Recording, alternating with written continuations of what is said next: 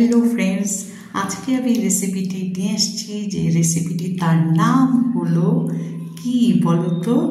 তার নাম হলো 2-in-1 এগ মশলা কারি। চলো, এই মশলাগুলো লাগছে জিরে গুঁড়ো, লঙ্কা গুঁড়ো, হলুদ গুঁড়ো, নুন তো লাগছে, পেঁয়াজ কুচি, সেদ্ধ ডিম লাগছে, আদা পেস্ট লাগছে, আলু লাগছে, লঙ্কার পেস্ট রয়েছে, রসুন কুচো রয়েছে, রয়েছে 3টে কাঁচা ডিম, যেটা সেদ্ধ করা নয়। ডিম দুটো ফাটিয়ে নিলাম, ডবল কুসুমের ডিম এগুলো। তো দেখতে পাচ্ছ একটা ডিমের দুটো করে কুসুম। তো খুব ভালো করে নুন দিয়ে এটাকে আমি এখন কিন্তু ফেটিয়ে নেব। একটু হলুদ গুঁড়ো দিয়ে দিলাম, তো লঙ্কার গুঁড়োটাও একটু কেন বাদ যায় দিয়ে দিলাম, সামান্য পেঁয়াজ কুচো, ভালো করে মিক্স করে নিচ্ছি। এই দেখো পুরো ছেড়ে গেছে যখন কুসুমটা, তখন কিন্তু এই ফ্রাইং প্যানে তেল গরম করে আমি এইভাবে ডিমের গোলাটা দিয়ে দিচ্ছি, ভালো করে ঘুরিয়ে নিচ্ছি। আর এই ডিমের যে অমলেটের মতন করে এটাকে কিন্তু এখন তেলে আমি ফ্রাই করে নেব। আর এই রেসিপিটি দুর্দান্ত স্বাদের। তো যারা খাওনি তারা অবশ্যই খাবে, পুরো ভিডিওটা দেখো, খুব ভালো লাগবে। আর এই রেসিপিটি আমাদের বাড়িতে ভীষণ ভীষণ স্বাদের বলে সবাই পছন্দ করে, আমাকেও বানাতে হয়। দেখো অমলেট রেডি হয়ে গেল। তো এইরকম লম্বা রাখবো না, আমি টুকরো করে নিচ্ছি। হ্যাঁ, একটা মোটামুটি ডিমের এই যে পেঁয়াজ টেয়াজ দিয়ে একটু যখন বেড়ে যায়, তখন একটা অমলেট করলে 3টে টুকরো আমি করে নেব। তার দেখো করে নিয়ে কিন্তু আমি প্লেটে রেখে দিয়েছি। আর এই ডিমের যতগুলো গোলা রয়েছে আমি এক এক করে সবগুলো কিন্তু তেলের মধ্যে ফ্রাই করে নেব। খুব তেল দেব না, ডিমটা যাতে উঠে যায় এই মতন তেল দেব। আবার আমি সেটাকে কিন্তু টুকরো টুকরো করে, মানে 3টেই করেছি, এইভাবে আমি তুলে রাখছি প্লেটটার মধ্যে। রান্না হতে চলেছে 2-in-1 এগ মশলা কারি। তার জন্য কি কি ইনগ্রেডিয়েন্টস লাগছে সেগুলো তো বলেই দিলাম। দেখো ডিমের অমলেটগুলো টুকরো করে রেখে দিলাম। এবার সেদ্ধ ডিমটাকে আমি একটু ছুরি দিয়ে একটু নুন যাতে ভেতরে ঢোকে সেই মতন একটু চিড়ে দিলাম। একটা সেদ্ধ ডিম আস্ত দিলাম, আর একটা কিন্তু আমি টুকরো করে দিলাম, কারণ এটা আমার ভীষণ প্রিয়। তো চলো, এইভাবে দিলে কিন্তু খুব সুন্দরভাবে নুনটা ঢুকে যায় ভেতরে, এবং যখন তুমি এটা রান্না করবে সেই গ্রেভিটাও দুর্দান্ত স্বাদের হয়। তো ডিম দুটো ভেজে আমি উঠিয়ে নিলাম, সেদ্ধ ডিম ছিল ওই দুটো। এবারে আমি দেখো আলুগুলো টুকরো করা রয়েছে, সেটাকেও আমি নুন হলুদ গুঁড়ো দিয়ে তেলের মধ্যে একটু ফ্রাই করে নেব, লাল লাল করে। যেটা মেইন আর কি এই ডিমের কারিতে। তো দেখো আলুগুলো কিন্তু আমি ভেজে নিলাম সুন্দরভাবে। সেই ভাজা আলুটাও আমি রেখে দিলাম, নুন হলুদ দিয়ে ভাজাতে রঙটাও কত সুন্দর হয়েছে।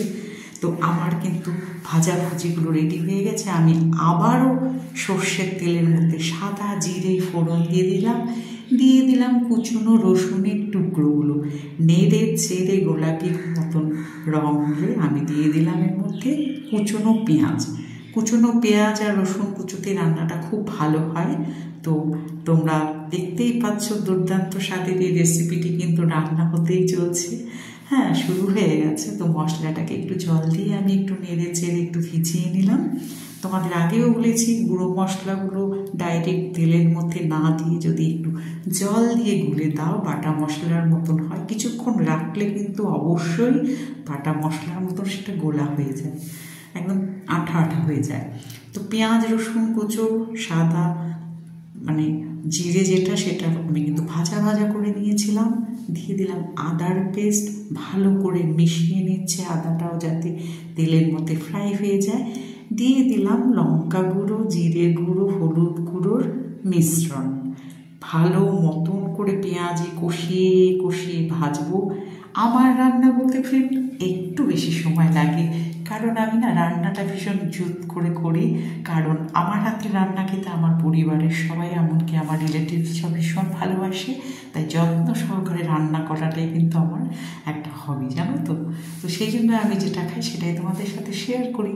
আর এই ধরনের খাবারগুলোতে আমি খুব বেশি মশলা তেল ইউজ করি না, সেগুলো স্বাস্থ্যের পক্ষেও তো ভালো নয়, বলো। তো দিয়ে দিলাম, দেখো মশলার বাটিটার মধ্যে জল দিয়ে গুলে, কিছুটা জল দিয়ে পেস্ট মশলাটাকে আমি একটু ভিজিয়ে নিলাম। তো আলুটাও তো সেদ্ধ হতে হবে, আলুটা তো টুকরোগুলো বড় করে কেটে দিয়েছি। দেখো কি সুন্দর রং হয়েছে, সামান্য মশলা দেখতে পেলে চোখের সামনে তোমরা।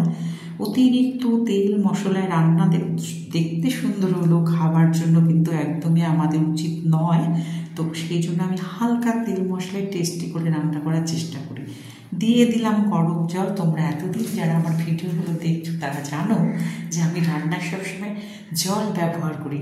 হ্যাঁ বন্ধুরা, আর একটা ভীষণ বিশেষ গুরুত্বপূর্ণ কথা, রান্নায় কিন্তু একবার জল না, দুবারের বেশি 3 বার জল দেওয়া যাবে না। যে কোনো রান্নায় ঝোলের পরিমাণটা ঠিক রাখতে তুমি 2 বার কিন্তু জল দিতে পারো, তাতে রান্না সুস্বাদু হয়। আমার ঠাকুমা বলতেন, আমার ঠাকুমা এই কথাটা ভীষণ বলতেন। তো একে একে দেখো ঝোলটা যখন ফুটে উঠেছিল, আমি দিয়ে দিলাম টুকরোগুলো, অমলেটের যে টুকরোগুলো দিয়ে দিলাম আস্ত ডিম, আর কেটে রেখে যে ভাজা করেছিলাম এটা কিন্তু আমার জন্য। তো সত্যি এই যে ভাজা অমলেট সেটার একটা গন্ধ, আর এই যে ডিম সেদ্ধ করে ফ্রাই করে নেওয়ার সেটার একটা গন্ধ, এই দুটো 2 in 1 বলার অর্থ ডিম তো একই, কিন্তু দুরকমভাবে রান্না না করে আমি একসাথে করি। এতে একটা সত্যি অপূর্ব স্বাদ হয়। তোমরা যারা করোনি একবার কিন্তু রান্নাটা করবে, আর আমাকে কমেন্টে জানাতে কিন্তু একদম ভুলবে না। তো গাছের কাঁচা লঙ্কা, পাকা এবং কাঁচা দুটোই আমি দিয়ে দিলাম, লাল সবুজ ঝোলের ওপরে। দেখো কতটা সুন্দর লাগছে। রান্না আমার তৈরি হয়ে গেল। কেমন লাগলো রান্নাটি অবশ্যই বলবে, আর ভালো লাগলে এখান থেকে 1 প্লেট নিয়ে নিতে পারো, কোনো অসুবিধে নেই। তোমাদেরকে আমি খাওয়াতে ভীষণ পছন্দ করি, তাই সব রকম ভিডিওগুলো কিন্তু আমি তোমাদের সাথে শেয়ার করি। আর বলি চলে এসো লাঞ্চে বা ডিনারে। তো আজকের এই দুর্দান্ত রেসিপিটি আমাদের কাছে দুর্দান্ত মনে হলো, তোমাদের কাছে দুর্দান্ত মনে হলো কিনা জানাবে। দেখো প্লেন রাইসের সাথে কিন্তু দারুণ লাগে, দারুণ। 1 হাঁড়ি ভাত দেখবে উঠে যাবে।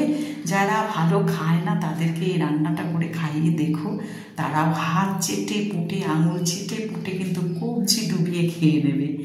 আর তোমাদের যদি ভালো লাগে ট্রাই করবে, জানাবে আমাকে, একদম জানাবে। দেখো এই সমস্ত এই কটা ইনগ্রেডিয়েন্টস আর কি, এই কটা দিয়ে কিন্তু এই স্বাদের রেসিপিটি তৈরি করেছি। বন্ধুরা সবাই ভালো থেকো। দেখো কেমন পছন্দ হয় কিনা আজকের রান্নাটি। সবাই ভালো থেকো, দেখা হবে পরবর্তী ভিডিওতে। টাটা।